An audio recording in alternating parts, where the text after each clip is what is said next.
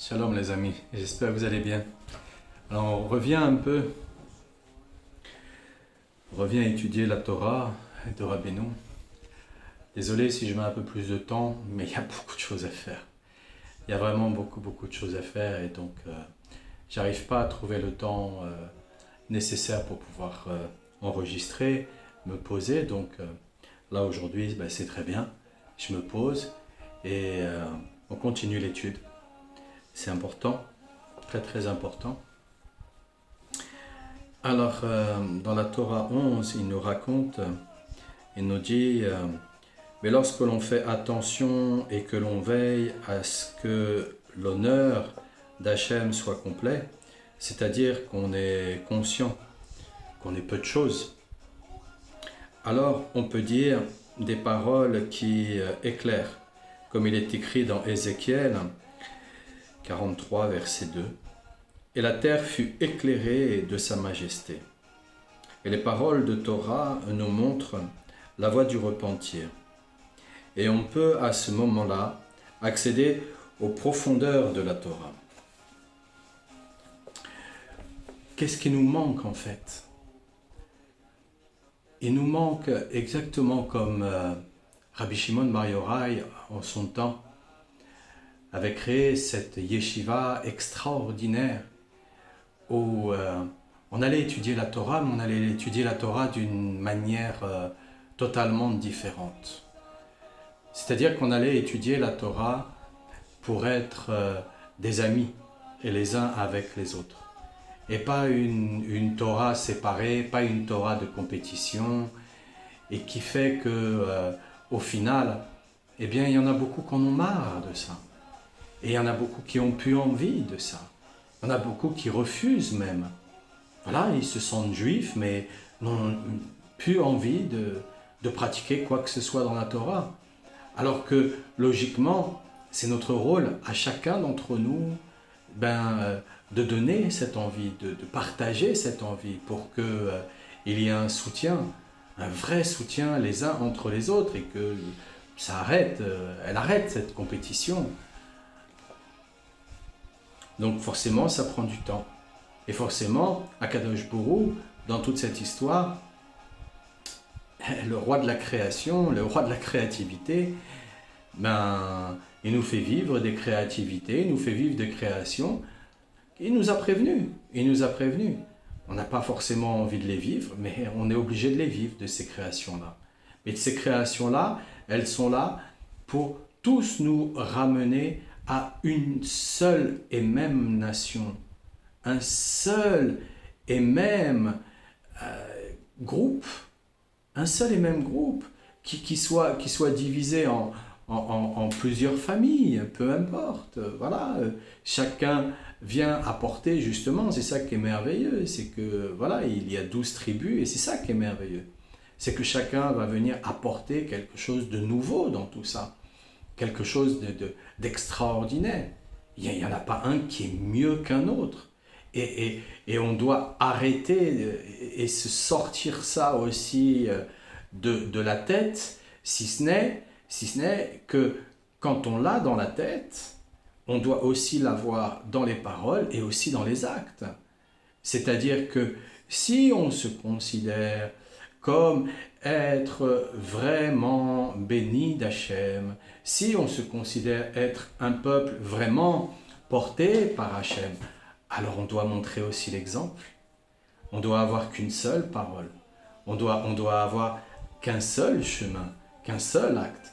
Pas penser oui, dire autre chose et faire encore autre chose. Non. On doit vraiment se tenir à une parole exemplaire. Auquel cas, comment Hachem peut passer par nous, si ce n'est que si on est des enfants turbulents, alors il a sa façon à lui de nous calmer. Et il a sa façon à lui de nous calmer. Et ça nous calme, ça va nous calmer. Forcément, à un moment ou à un autre, ça va nous calmer. On a quand même encore dans nos gènes, on a toute l'histoire. On a toute l'histoire de l'Égypte dans nos gènes. C'est pas parce que on est au 21e siècle, en 5785, qu'on a pu cette histoire. Justement, on a cette histoire dans nos gènes. Et on voit bien que oui, on a été calmé. Alors oui, il y a eu un quart de la population qui est sortie à ce moment-là. Voilà. Il y a eu 80% de la population qui est restée et qui a disparu avec les Égyptiens. D'accord. Mais là, on n'est plus là-dedans. Là, c'est la totalité qui va passer. La totalité, mes amis, la totalité. Il n'y en a pas un d'entre nous qui va être laissé de côté. Pas un d'entre nous qui va être laissé de côté. Donc on a tout intérêt à être avec soi-même, dans sa propre famille, exemplaire. Exemplaire. Et comprendre une seule chose, c'est que nous vivons dans un globe terrestre. Un globe terrestre. C'est-à-dire que s'il y en a un, il dit un mot, qu'il est à l'autre bout du monde, pour nous c'est l'Australie, il est en Australie, il dit un mot, il y a des répercussions ici. C'est ce qu'on appelle la pollution psychique. Cette pollution psychique, elle est aussi, on la vit aussi avec les guerres. La répercussion de la pollution psychique, c'est voilà, si on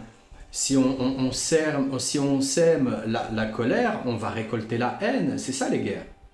C'est ça les guerres. Donc les autres qui sont en face, on voit bien, ils n'ont pas arrêté de semer la colère pendant des années. On va vous faire ça, on va vous faire ceci, on va vous faire cela. Ben, au retour, voilà, ils ont le compte et ils vont avoir encore plus comme compte. On le sait. Mais on a besoin de tout le monde, l'entière totalité du peuple juif, l'entière totalité. Et peu importe s'il y en a, ils sont plus reliés avec Hachem, parce que nous ne parlons pas de religion, il n'y a aucune religion là-dedans. On n'est pas du tout une religion. De toutes les façons, quand le Mashiach va se montrer, on va bien voir que non, il n'y a rien de tout ça, on l'a fait, voilà, nos sages l'ont fait parce qu'ils avaient vu l'avenir, ils avaient vu qu'il y avait les risques énormes de l'assimilation. On s'assimile, malgré nous on s'assimile. C'est pas parce qu'on est en diaspora, non, pas du tout, en Eretz Israël, on s'assimile. On a cru quoi? On a cru que c'était la Californie. Arrêtons, remettons-nous au goût du jour. On veut pas, on s'entête, on sait pas comment faire, c'est pas grave. Hachem il sait faire, Rabbeinu il sait faire aussi, c'est pareil, il sait faire. Hein? De toutes les façons, hein, qu'est-ce qu'on dit chez nous? Sefer Torah, voilà. Donc voilà, le Sefer Torah, voilà. Il sait faire, il sait exactement comment nous conduire. Et il nous a créés. On lui appartient entièrement. Il n'y a pas une seule goutte de notre sang qui ne lui appartient pas. Il n'y en a pas un ici sur la terre qui disparaît ou qui lui arrive quoi que ce soit, qui ne vient pas d'entre la main d'Hachem. Alors oui, bien entendu, on peut se la raconter, le Yetzer Hara, il se raconte des histoires. Mais non, mais moi j'ai fait ceci, moi j'ai fait ça, moi vous comprenez, moi j'y vais, ouais, mais moi vous comprenez, j'ai tant d'années d'études, j'ai tant d'années d'expérience, là j'ai réussi le plus gros coup de ma vie, etc. Mais non. Hachem, il va nous donner ce qu'on veut et même ce qu'on ne veut pas. Il va nous donner ce qu'on a besoin et même ce qu'on demande alors qu'on n'en a pas besoin. Il va nous le donner. Pourquoi? Parce que c'est le principe du gavage. À un moment donné, l'oie, elle est tellement gavée qu'elle meurt. Voilà, elle s'arrête, elle peut plus. Alors qu'est-ce qu'on fait avec les oies? On fait du foie gras. Voilà, on fait du foie gras avec les oies. C'est pas du foie gras là qu'on est en train de faire. Là, on est en train, petit à petit, on va s'apercevoir que toute cette matière, de toutes les façons, c'est pas la chose la plus importante. Non, c'est pas la chose la plus importante. Hachem, à la fin de cette histoire, il va lui dire à Esav, même l'argent, c'est moi qui donne. Mais bien sûr, il y a tout il donne, dans les moindres détails. dans les moindres détails.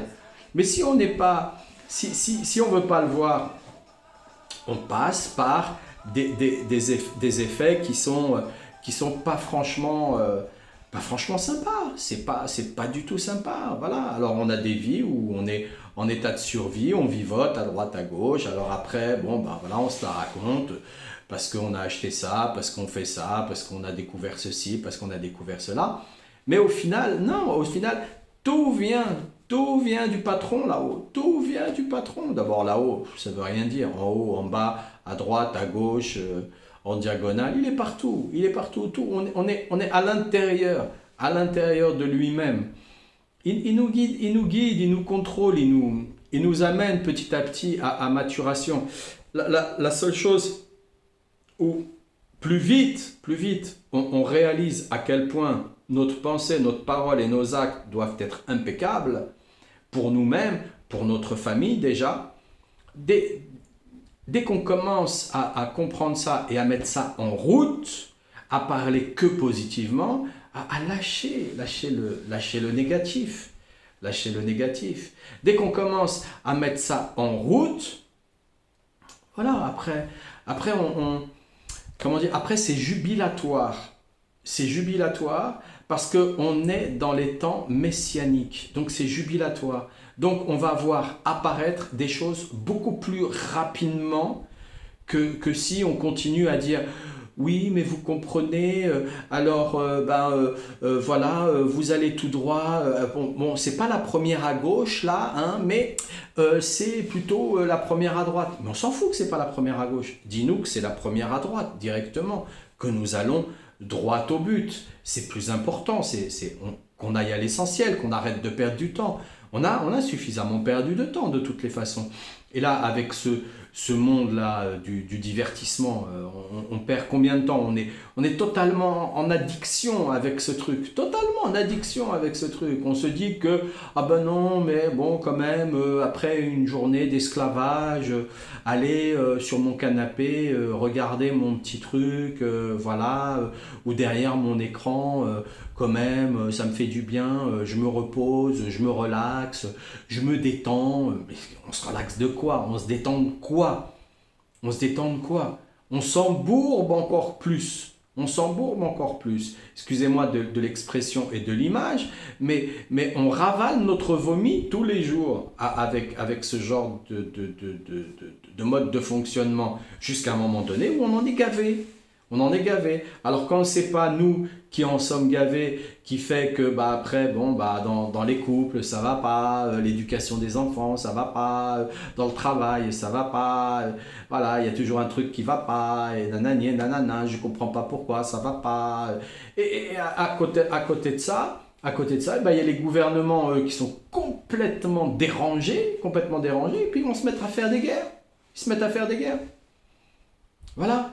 Parce qu'ils se disent de toutes les façons, le peuple, là, qu'est-ce qu'il comprend? Et il comprend rien. Et il fait que manger sa soupe à, que je sais plus comment on dit là, sa soupe à la grimace. Il fait que manger sa soupe à la grimace. Alors, voilà, on fait comme on veut. Puis après, ils racontent n'importe quoi. Et puis bon, ils font durer le temps. Et puis bon, en vérité, si on commence à rentrer dans les détails de la géopolitique et du financement obscur qui se passe, on se dit waouh, mais quand est-ce qu'on va sortir de la galère? Parce que là, ça fait quand même 78 ans là maintenant, hein, où on nous prend quand même en éretz, hein, pour des vaches à traire. Ah ouais, ah ouais. Ah ouais, hein, puis maintenant, voilà, maintenant c'est un peu, ça s'est répandu dans le monde entier, puisque on est un petit peu le peuple test quelque part. Donc on vient nous tester, voilà, ça marche avec eux. Allez, on va faire avec les autres, avec l'ensemble de la population. Et puis la population, au lieu de comprendre, de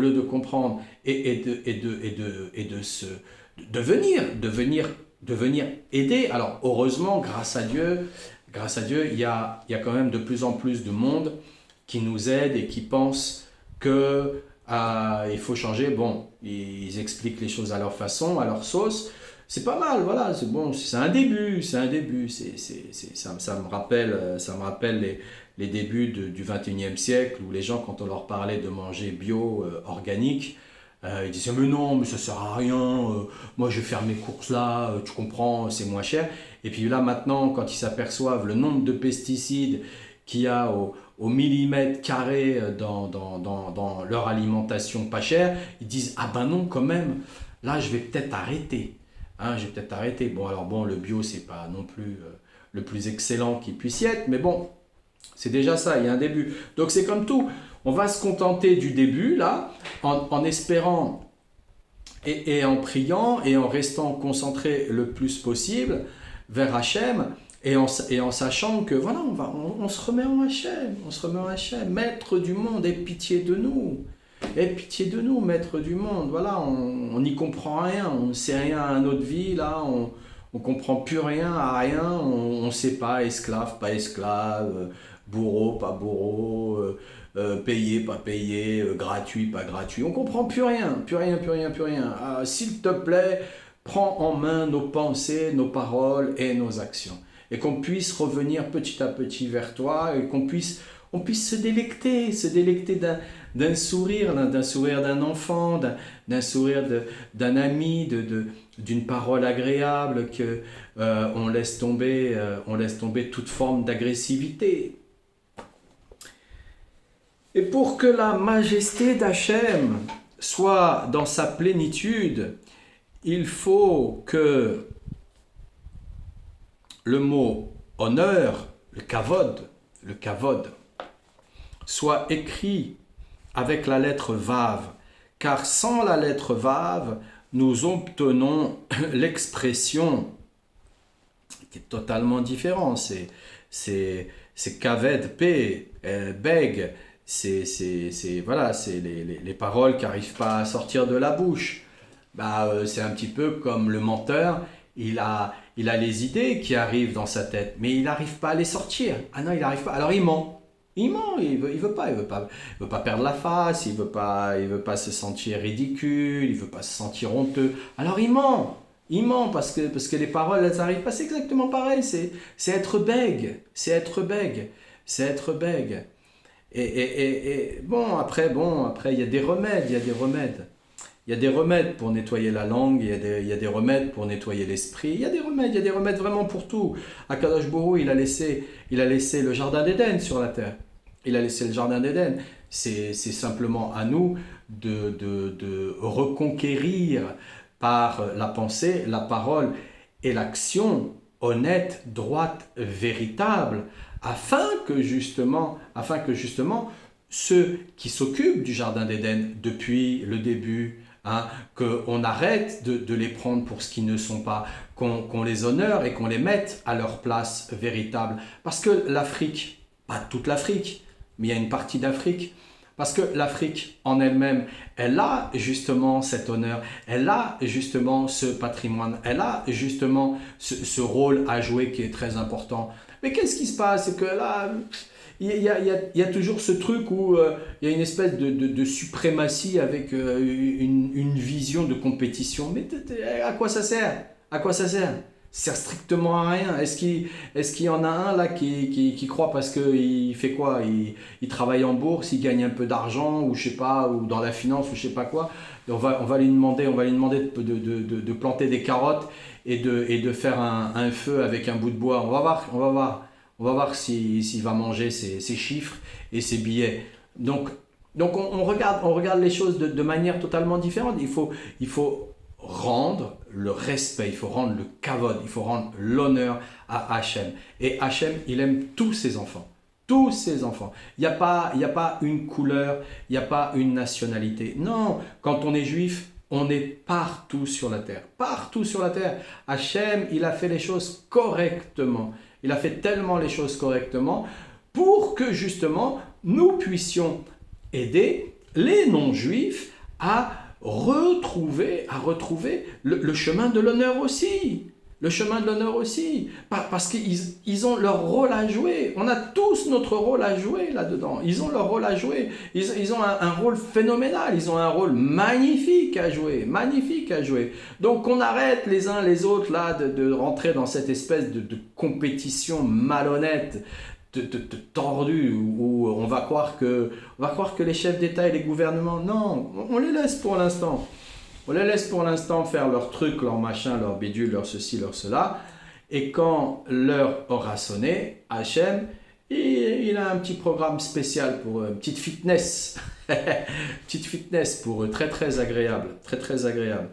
Donc, le mot kavod, hein, l'honneur, est écrit avec un vav, comme dans le verset des psaumes 30, verset 13, hein, qui dit Kavod veleidom, on ne reste pas muet, et l'on prononce des paroles éclairantes. Mais le problème, c'est que quand on a l'habitude de dire l'inverse de ce que l'on pense, pour différentes raisons, au final, à force de mentir à travers les âges, à travers les incarnations, on en devient muet.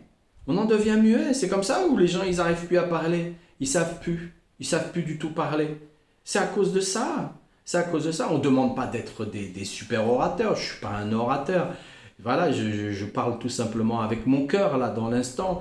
Tout simplement, je ne suis pas un orateur. J'ai rien d'un orateur en lui-même. Mais le fait est, c'est que plus on commence à se tordre la tête pour essayer de ne pas dire ce qu'on veut dire, qu'on ne veut pas dire alors qu'on l'a dit, mais on ne sait pas pourquoi c'est sorti comme ça et en fait il est venu ainsi, mais bon, bref, voilà. Mais au final, voilà, on en devient muet. Donc il nous dit dans le psaume 30, quoi, il nous dit non, Kavod veleidom, on ne reste pas muet, on prononce des paroles éclairantes. Plus on va commencer à sélectionner, plus on va commencer à parler positivement, plus on va commencer à arrêter de dire n'importe quoi. N'importe quoi. Des victimes, des bourreaux, des thérapeutes, victimes, bourreaux, thérapeutes, victimes, bourreaux, thérapeutes. N'importe quoi. On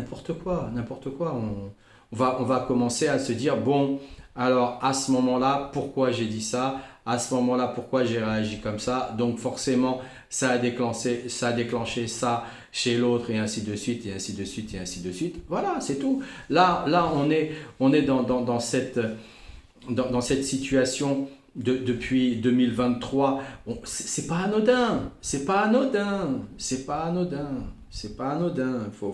Faut qu'on se remette en question. Et là, par la force des choses, on est en train de se remettre en question. Alors, oui, il y en a, ils diraient, on pratique le cerf-volant. Ouais, je crois qu'on est tous liés à la même enseigne, là. La même enseigne. Et quand on commence à le dire, c'est celui qui dit qui est, généralement. Parce que là, dans ces moments-là, on doit aussi réviser aussi nos propos, nos paroles, notre façon d'éclairer le monde, pas simplement un groupe, d'éclairer le monde. On a besoin que chacun d'entre nous, ça y est, voilà, c'est chacun d'entre nous qui se réveille, chacun d'entre nous en se réveillant, on amène le Mashiach. Auquel cas, le Mashiach, mais où est-ce qu'il va se dévoiler? Il va se dévoiler de quoi? Il va nous parler vrai? On va pas aimer ça. Hein, quoi? Mais qu'est-ce qu'il dit? Mais c'est pas possible. Mais non, mais attends, mais ceci, mais c'est pas un marchand de tapis. C'est pas ces discounts. On n'est pas en train de faire de la négociation. Il n'y a pas de négociation. C'est comme ça. C'est pas, voilà. C'est très manichéen. C'est oui ou non, vrai ou faux. C'est tout. C'est très manichéen dans ce sens-là. Après, il y a beaucoup de tolérance, il y a beaucoup de compassion, il y a beaucoup, bon, sûrement, je ne le connais pas personnellement. Faut pas non plus prendre comment on dit, des vessies pour des lanternes. Il y a trop de gens qui prennent des vessies pour des lanternes là, dans toutes ces situations-là. Trop de gens, parce que voilà, on arrive, on est à bloc. Mais on n'est pas tant à bloc que ça. Sinon, Hachem, ça y est, il aurait terminé. Lorsque les eaux elles ont monté, ça a été très vite. Très vite. Donc, voilà, qu'on revienne à des paroles éclairantes, quoi. À des paroles éclairantes, comme nous l'apprend dans le traité des Pesachim, 5a. Chaque fois qu'on ajoute la lettre Vav, on ajoute quelque chose de plus. Et dans le cas présent, c'est un supplément de sainteté. Le Vav, c'est un supplément de sainteté. Voilà. On y met la sainteté, le kavod, la sainteté. L'honneur, c'est saint. C'est saint. À savoir le respect de la pureté des mœurs.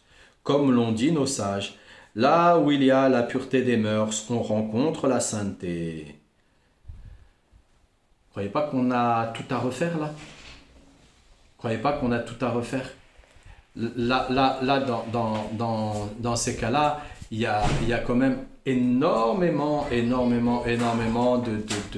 de choses à remettre en place. Énormément de choses à remettre en place.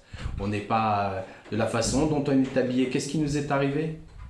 Qu'est-ce qui nous est arrivé avec cette façon-là de nous habiller? Qu'est-ce qui nous est arrivé là avec cette façon de se comporter derrière nos écrans et ainsi de suite, en croyant qu'on se cache et en croyant que personne va nous voir.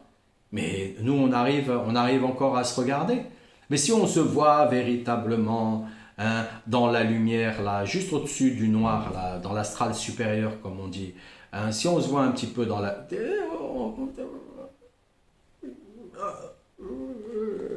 Même les trucs là, les trucs de zombies là, c'est... Donc, à un moment donné, il faut se reprendre en main, non? Il faut se reprendre en main. Voilà, c'est pas non plus tous de venir comme ça du jour au lendemain, mais faire en sorte de se tenir droit, et d'arrêter de se croire, je sais pas quoi.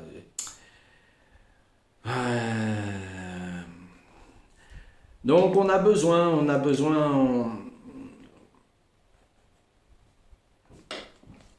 d'avancer avec calme et tranquillité, et dans l'avancement avec calme et tranquillité, on a besoin de se dire que les choses, elles vont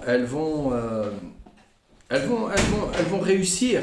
On va réussir, c'est sûr qu'on va réussir. Rabbeinu, il a dit, j'ai terminé, voilà, j'ai terminé, je vais terminer. Voilà, il va terminer avec chacun d'entre nous. Donc il s'occupe de chacun d'entre nous là. Chacun d'entre nous. Donc si on fait en sorte de se rallier à Rabbi Nachman ben Figué, si on fait en sorte de se rallier à Rabbeinu, alors à ce moment-là, on va voir que c'est beaucoup plus simple. On va arrêter comment dire, de forcer. On va arrêter de forcer. Voilà, on va arrêter de forcer, tout simplement. Et on va commencer à vivre d'une manière beaucoup plus simple, beaucoup plus fluide. Alors, bracha ve'atzlacha, refoua shlema à tous les malades.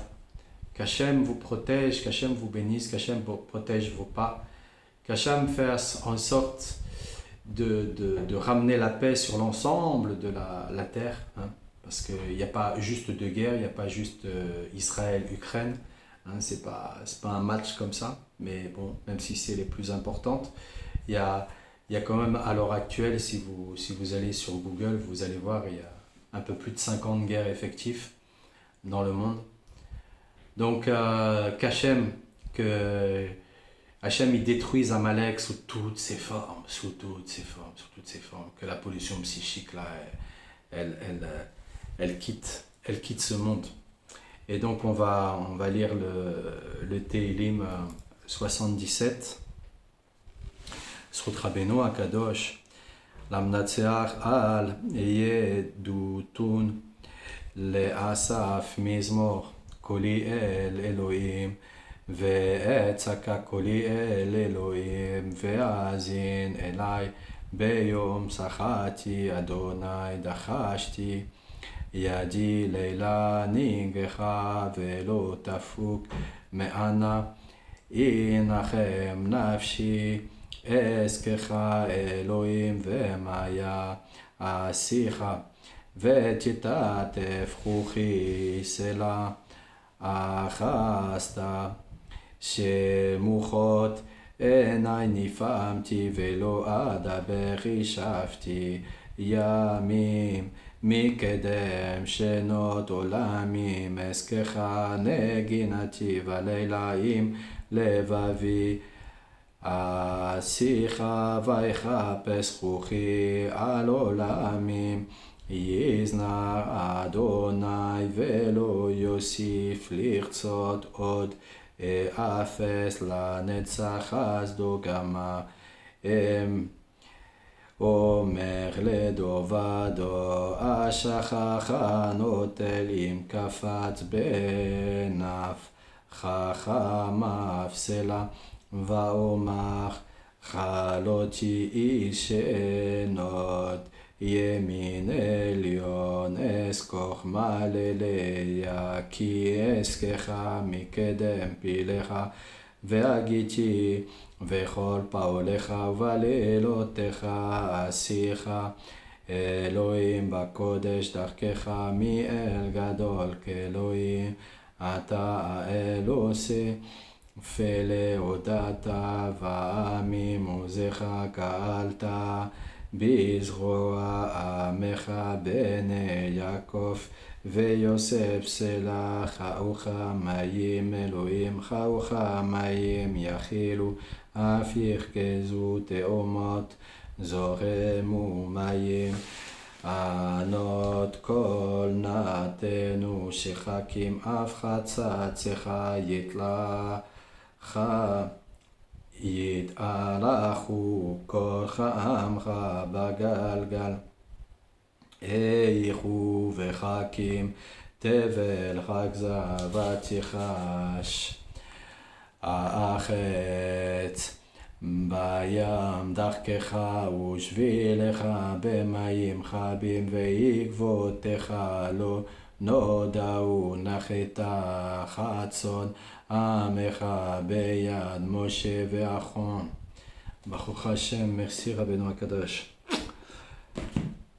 Alors les amis, je vous souhaite une excellente journée. Dans la paix, dans la joie, chanter, danser, ça fait bouger la lymphe. Et quand on bouge la lymphe, on enlève les douleurs articulaires, les douleurs de dos, les douleurs de tête, les douleurs de ventre, les douleurs de toutes les douleurs, parce qu'il faut secouer la lymphe. C'est bien souvent, c'est parce qu'on est trop sédentaire qu'on a des douleurs. Alors, excellente journée à vous les amis, plein de bonnes nouvelles.